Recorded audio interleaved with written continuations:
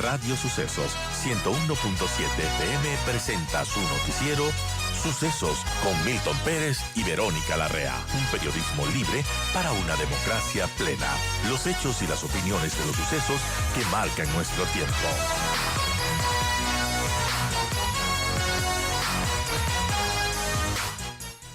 Gracias por acompañarnos. Buenos días.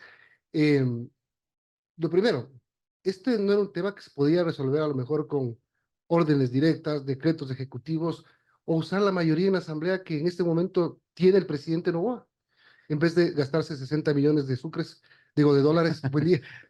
Bueno, buenos días, Milton, Verónica, un saludo para ustedes, por supuesto, para quienes nos miran y nos escuchan.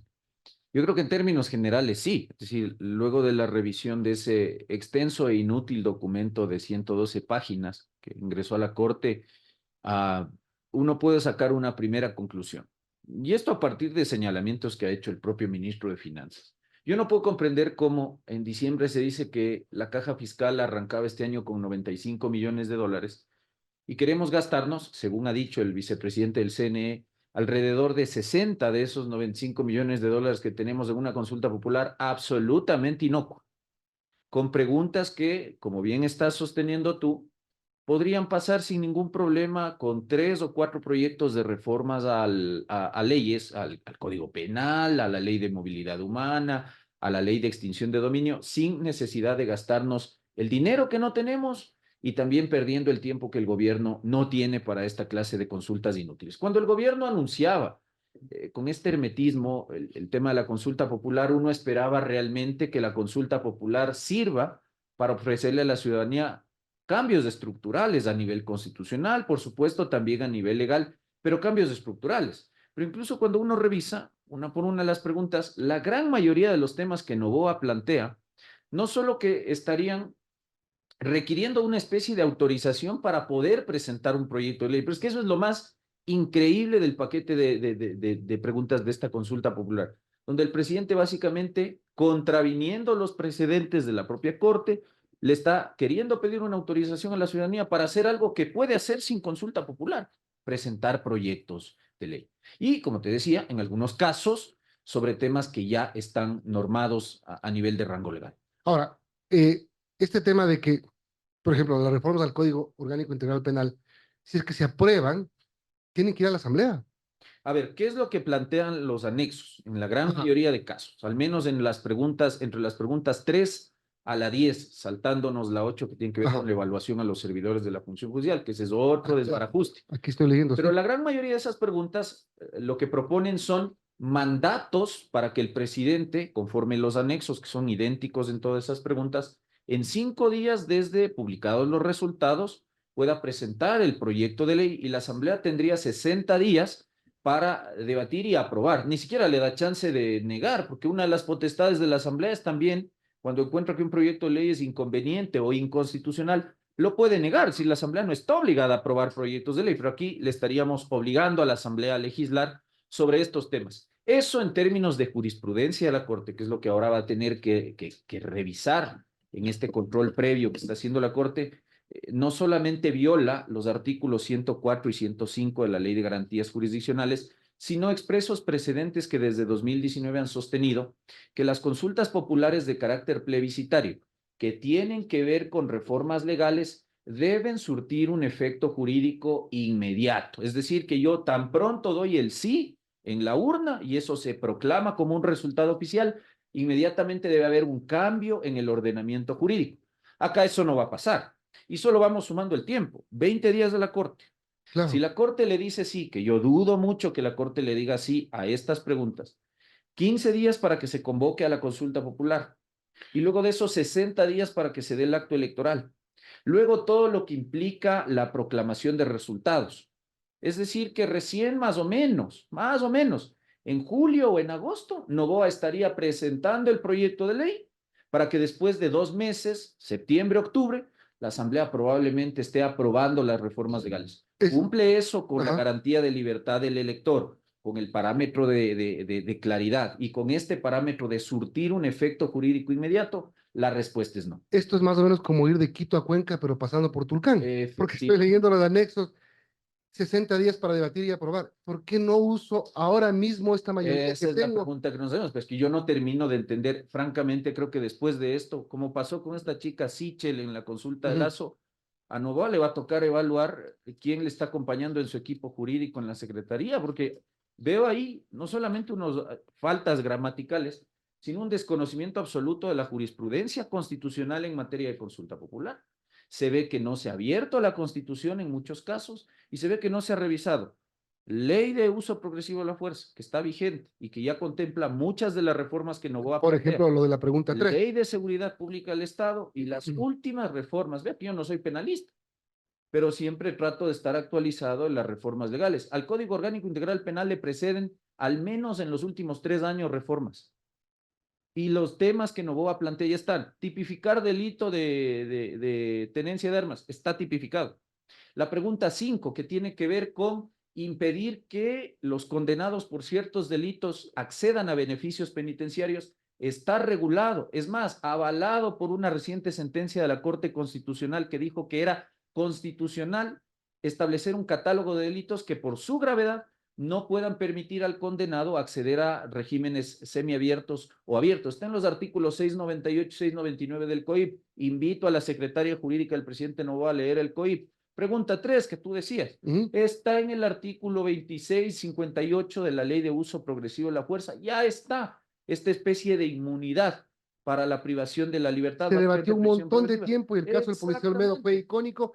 Y en base a eso se hizo esta ley de uso legítimo de la fuerza. Efectivamente. Lo que pasa es que los operadores de justicia no aplican. Ahí ya vamos 4. Ya, la primera.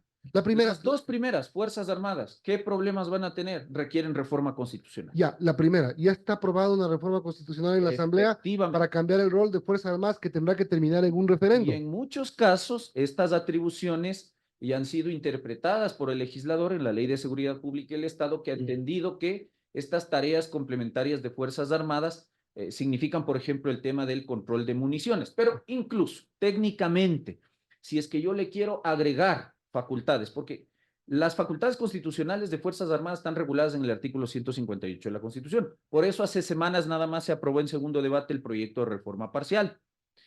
¿Cuáles son las misiones de Fuerzas Armadas? Soberanía, integridad territorial, independencia política. Si le quiero poner a controlar municiones a un militar, tengo que reformar la Constitución, presidente Novoa.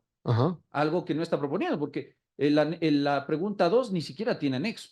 La pregunta 1, el anexo dice que será el COSEP el que vía resolución determine los casos en los cuales Fuerzas Armadas van a combatir a las bandas criminales dentro y fuera del país, cosa que a mí me parece curiosísima. Entonces, lo primero que le va a decir la Corte Constitucional, que de hecho ya se lo dijo a Lazo en 2021, 2022, es esto requiere modificación constitucional. Es decir, el mecanismo del plebiscito, que es el que ha escogido el presidente para estas 2 primeras preguntas, resultaría insuficiente para llevar adelante el cambio que él requiere. Y además, sumándose que ya antes de los días de Navidad, fin de año, la Asamblea aprobó en segundo debate el proyecto de reforma parcial, muy malo, hay que decirlo, el contenido de esa reforma es pésima, es antitécnica, al artículo 158, pero finalmente está ahí y habrá que esperar también al pronunciamiento de la Corte Constitucional al referéndum. Exacto, y si hay que hay referéndum, ¿cómo se hace? Ahí con la pregunta 1 y la reforma parcial sobre el rol de las Fuerzas Armadas. Y yo insisto, yo daría por sentado, porque además la Corte tiene una línea jurisprudencial muy clara respecto al rol complementario de Fuerzas Armadas.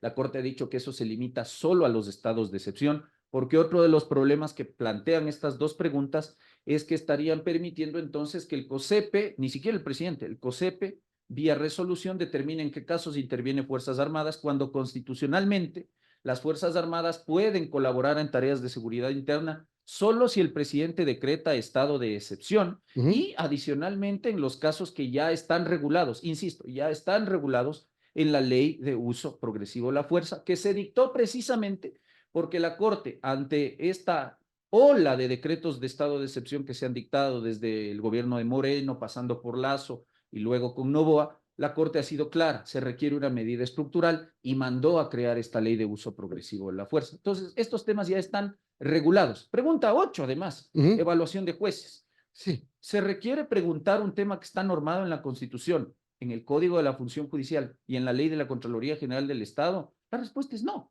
Es decir, incluso aunque la gente le diga no a Novoa en la pregunta 8, El artículo 181, número 3 de la Constitución establece claramente que el Consejo de la Judicatura tiene la obligación, no es que puede, es que tiene que evaluar periódicamente los aspectos cualitativos y cuantitativos de la gestión de los servidores de la función judicial. Y el 231 de la propia Constitución le obliga a la Contraloría General del Estado a examinar los patrimonios de los servidores públicos digamos, periódicamente.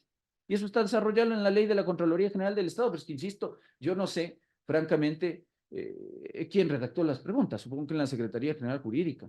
Y yo realmente pensé que nadie iba a superar la deficiencia de Lazo al momento de haber redactado las preguntas de su consulta popular, hasta que llegó el presidente Noboa y con su equipo jurídico nos ha demostrado que sí se puede hacer algo peor que lo que hizo Lazo. Son las 8:54, estamos hablando con el doctor Ismael Quintana, abogado constitucionalista.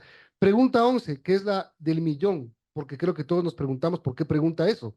Pero aquí en la fundamentación de la pregunta 4, dice, la delincuencia organizada se refiere al cometimiento del delito con la participación de un grupo estructurado de actividades delictivas con el objetivo de obtener beneficios económicos o de poder. Estas organizaciones criminales pueden estar involucradas en una amplia gama de actividades ilícitas, como lo son tráfico de drogas, contrabando de personas, de extorsión, juegos de azar. ¿Cómo se fundamenta la pregunta 4 que los juegos de azar son ilegales y la pregunta 11 se busca volverlos? Francamente, ahí hay una contradicción interna en la fundamentación del pedido a la Corte. No puedo yo sostener, por un lado, que los juegos de azar, según se dice en los considerandos introductorios a la pregunta 4, fomentarían lo que el presidente denomina tal vez el lavado de activos. Y en la pregunta 11 me plantea el retorno de los casinos y los juegos de azar. Yo personalmente estoy de acuerdo. Yo voté no el 2011 en esa pregunta. Yo jamás estuve de acuerdo con llevar a la clandestinidad y proscribir una actividad que en otros países bien regulada es lícita y genera, sí, efectivamente empleo, fuentes de trabajo, porque usted tiene una nómina de empleados y respecto a esos empleados paga aportaciones a la seguridad social, están bancarizadas las actividades, entonces tiene mecanismos de controlar el flujo de dinero que ingresa a esas empresas que se dedican a estas actividades. Yo jamás estuve de acuerdo con sacar del mercado a este tipo de actividades, pero no me puede usted decir, por un lado, que hay lavado de activos y alegremente, porque ni siquiera se acompaña un informe de la UAFE, ni siquiera se acompaña información de Fiscalía General del Estado para determinar que eso efectivamente es así. Y por otro lado me diga que vuelvan los casinos y los juegos de azar. Yo creo que finalmente, mire que este pliego de preguntas está tan mal hecho que probablemente la pregunta 11 es la única que reciba dictamen favorable de la Corte. Y ahora, porque es una pregunta que efectivamente es materia de plebiscito. Exactamente. Y que efectivamente cumpliría con uno de los objetivos que dice el presidente Noboa que tiene esta consulta popular, que es el tema de fomentar empleo. ¿Será por eso que pregunto eso? La porque lo que te lleva a preguntar, ¿por qué pregunta eso? Es solamente uno puede atar con el tema de reactivar el empleo. Yo lo veo por ese lado, porque además esa es la fundamentación que se da en cambio en la pregunta 11. Pero no hubo cuidado de no caer en contradicciones con la pregunta 4, en donde se justifica el tema de esa pregunta con el lavado de activos, que supuestamente sería un delito que se canaliza a través de estas actividades. En todo caso, si es que esta pregunta es calificada y la ciudadanía la respalda, yo creo que sí va a surtir un efecto positivo, y el efecto positivo es que estas actividades, cuando ya entran al margen de la licitud, empiezan a ser controladas, Superintendencia de Compañías, UAFE, cuando corresponda a Fiscalía, etcétera, etcétera, y sobre la base de eso tendremos un control para prevenir que haya actividades ilícitas como el lavado de activos. Pero hay evidentemente una contradicción que yo creo que la Corte Constitucional va a finalmente detectar en este cuestionario. Entonces, fíjense, pues, está tan mal hecho todo que la única pregunta que vale la pena es la de los casinos. O sea, podrían ser devueltas 10. No, es que la Corte no tiene por qué devolverlo. ¿Qué hace la Corte? La Corte tiene en este momento que hacer un control previo y obligatorio de constitucionalidad, tanto en lo formal como en lo material. La Corte va a controlar entonces que estas preguntas, sus considerandos y sus anexos, que son una tontería, cumplan con estas cargas de claridad, que las preguntas estén redactadas en un lenguaje sencillo, neutro, sin carga valorativa, que no se le esté induciendo al elector a la respuesta, que en la pregunta no se plantee más de un tema. Hay ahí preguntas que son compuestas, por ejemplo, la pregunta de la evaluación es una pregunta compuesta, la 8. Y además, lo más importante, que surtan efecto jurídico inmediato.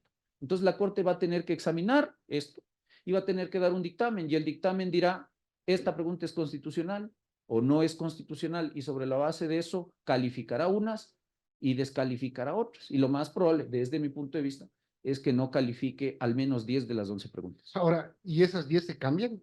La pregunta que Eso es voluntad política, es decir, la Corte no tiene la atribución de obligarle o de ya, pero disponerle al lo presidente que el no va a presidente cambiar. debería hacer es cambiar de pregunta. ¿Qué he sugerido yo? Retire el cuestionario. ¿Puede hacerlo? Antes de pasar una vergüenza, porque la Corte le va a mandar a hacer bien las tareas. Si no, llámele y pregúntele al presidente Lazo. 3 veces tuvo que repetir las preguntas. 3, porque la Corte no le pasaba sus preguntas. Claro. ¿Puede hacerlo? Sí. Al día de hoy podría Ahora que ya cuestionario. tenemos a la jueza Teresa Núñez, que va a ser la ponente. El momento en que él retira el cuestionario, la Corte pierde competencia para pronunciarse sobre el tema. Ahora, entiendo que eso generaría un costo político. Nadie quiere pasar la vergüenza de decir, vea, hice públicas las preguntas, pues que además yo no entiendo por qué se manejó con tanto hermetismo este tema. Nos habríamos evitado esto si sometíamos a un debate público las preguntas, el capote venía antes de que se ingrese el pedido en la Corte y tal vez entraba algo mejor el tema. Pero bueno, políticos. ¿Puede retirar? Sí. ¿Lo va a hacer? Creo que no. ¿Qué opción le queda si no quiere pasar la vergüenza pública del retiro?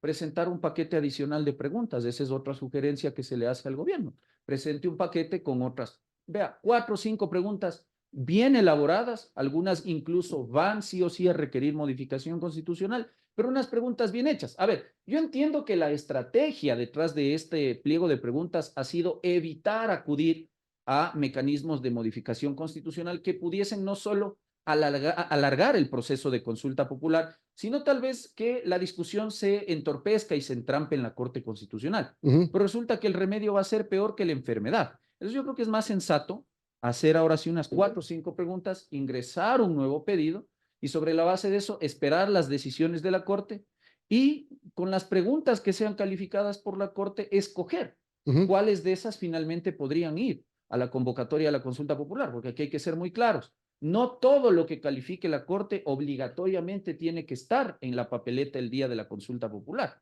Esa ya es decisión del presidente Noboa. Digamos que todo le sale bien y estas preguntas son aprobadas por la Corte y los tiempos siguen corriendo. ¿Cuándo sería la consulta?